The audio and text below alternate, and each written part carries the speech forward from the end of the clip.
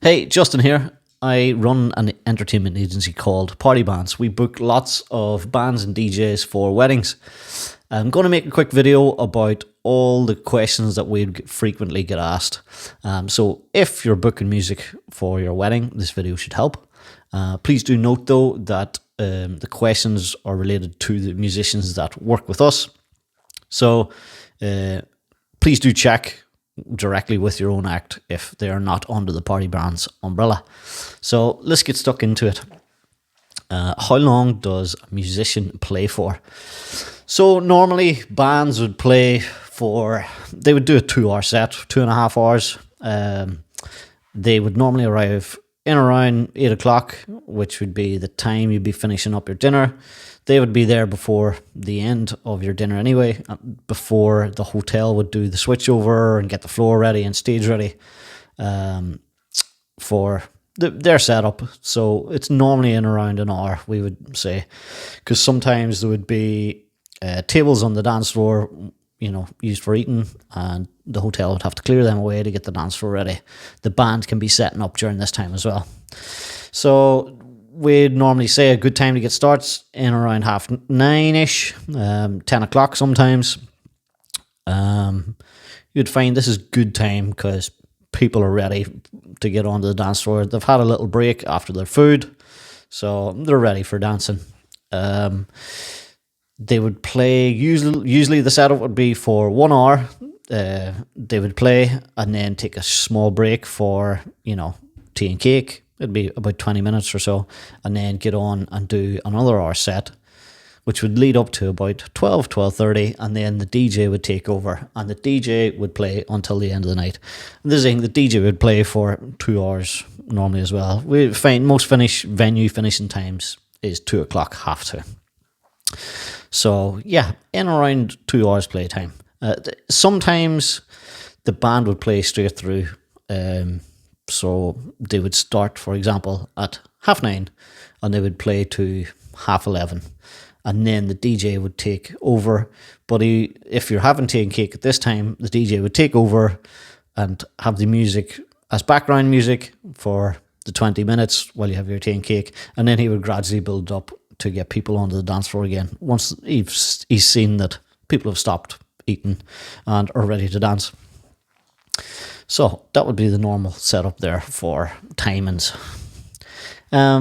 Do bands play the first dance? If the band know the song, they are very happy to play the first dance. So check the band's first dance list or song list. If your song is on there, they have no problem playing it. Normally though, we do find that first dances aren't in their list. So what the band would do is play the original via, the sound system. They would DJ it, but they make it quite nice. Like they would get everybody up around the dance floor. They make a big thing of it. They get everybody involved. The front man of the band would direct all the crowd, tell them where to go to get to get the crowd organised around the dance floor. And then they would invite the wedding couple onto the dance floor. The first dance would start. And then during the song, let's say after the first verse and chorus, the front man would invite the bridal party on. They'd come on, do a bit of dancing for a while, and then they would invite all the wedding guests onto the dance floor. So it's nice and divided up. This leaves a good bit of time for the wedding couple themselves, and it's great for the photographers because they like a bit of time to capture photos of the first dance. And then, it gets everybody involved in sections. And at the end then, the dance floor was full. The band would kick in straight after it. And the dance floor is nice and full, ready to rock.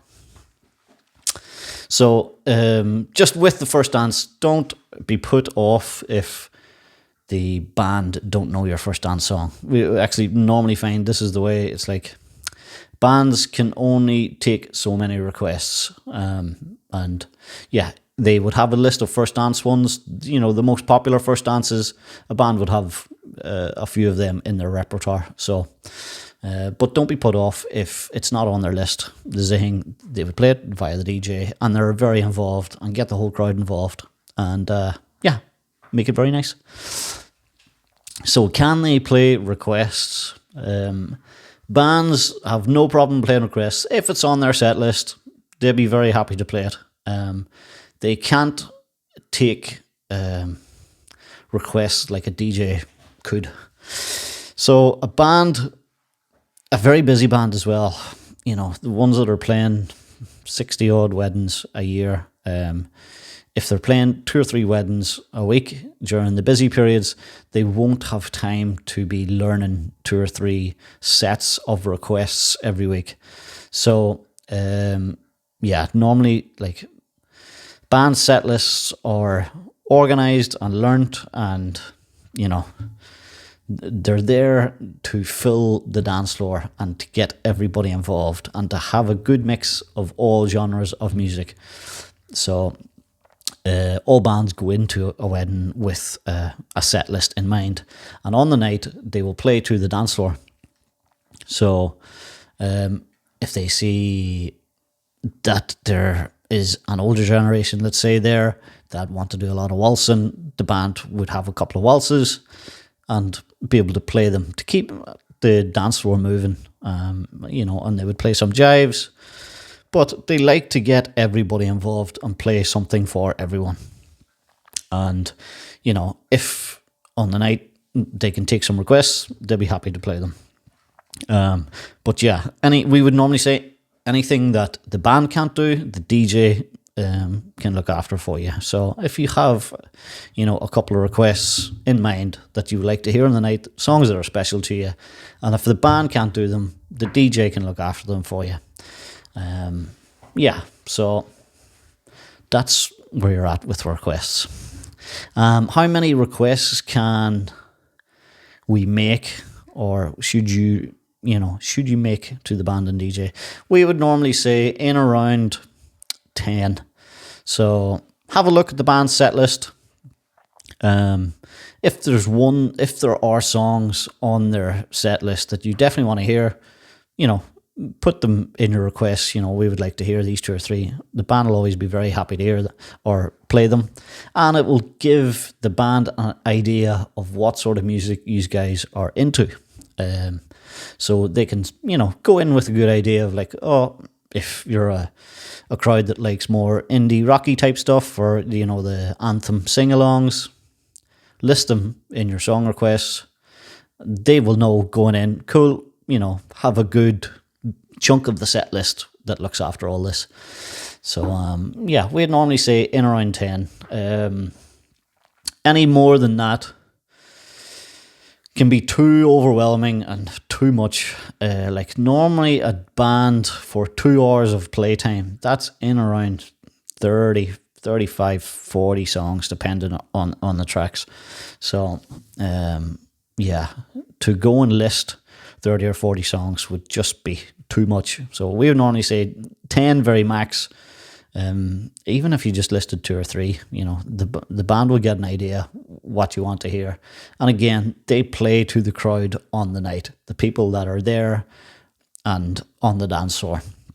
Their job is to keep it moving and keep it full all night long. So they want to get everybody involved. And they will have a set list that, you know, flows very well, and gives people, you know, so it will be high energy start, get everybody up and moving, but they'll put in a couple of slower songs in the middle to give, you know, people a break, maybe do some waltzing to invite a different crowd onto the floor, but ultimately get everybody involved. Same for the DJ as well. Like the DJ can take requests a little bit easier. He'll have more choice of what he can play, but try not to go overboard with them. Again, DJs go in with their set list in mind and what they want to do. They, you know, would like to keep it high energy at the end of the night and get everybody up and moving a lot. So yeah, again, if you have a couple of songs in mind, let the DJ know. They'll be very happy to play them. what is the running order of the music on a wedding day? So typically, what live music can be provided would be ceremony music.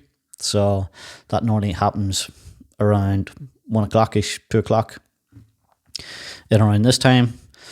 And then after the ceremony music, some people would book cocktail music, which would happen in around 3 o'clock to 5 o'clock type time, 3:30 to 5:30. So yeah, it's nice to have some cocktail music. You can get lively stuff that will get people up and dancing and having the crack and a bit of banter during the day. This is great for requests here because it's a little more laid back and relaxed. So it would, it's good to get people chatting and talking and having a bit of fun with the crowd.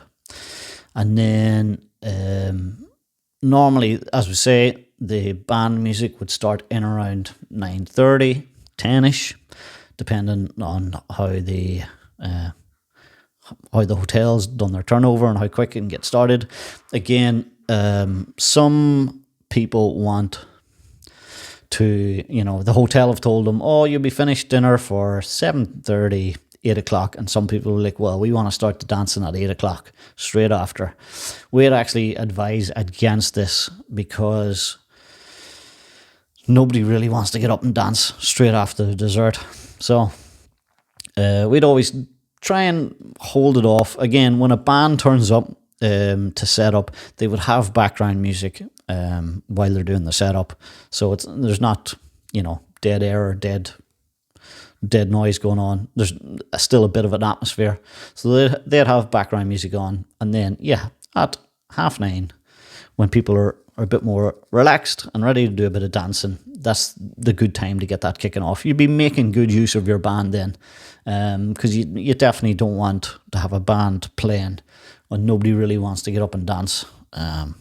It'd be a bit of a waste. So try and make good use of the band and keep it as late as you can, so it'll be effective. What happens if someone in the band is sick?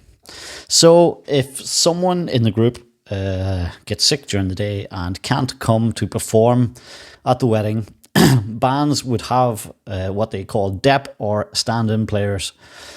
If somebody was sick on the day, they would call, let's say if a guitar player was sick, they would call one of the other guitar players, and these people would actually be players in other wedding bands. So they all know the set lists, they're all good friends, they've played together many times in other projects.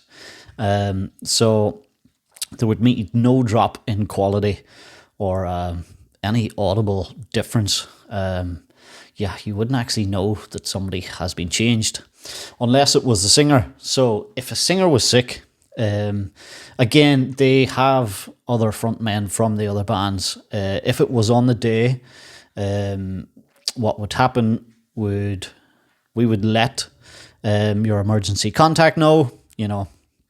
We'd call them up, just say, look, unfortunately, the frontman's sick, can't make the gig tonight, but we have, such and such from such and such band stepping in to take over. Again, there would be no drop in quality or professionalism. It would still be an amazing wedding band on the night. So you would never be left stuck for, amazing music on the day. Can I save the band for a date? So normally only dates can be saved via a deposit booking. We offer a 60-day no questions asked refund on all deposits for this reason. So if you wanted to book a band, you can put your deposit down. It gives you an opportunity, because some couples want to go and see the act before definitely confirming.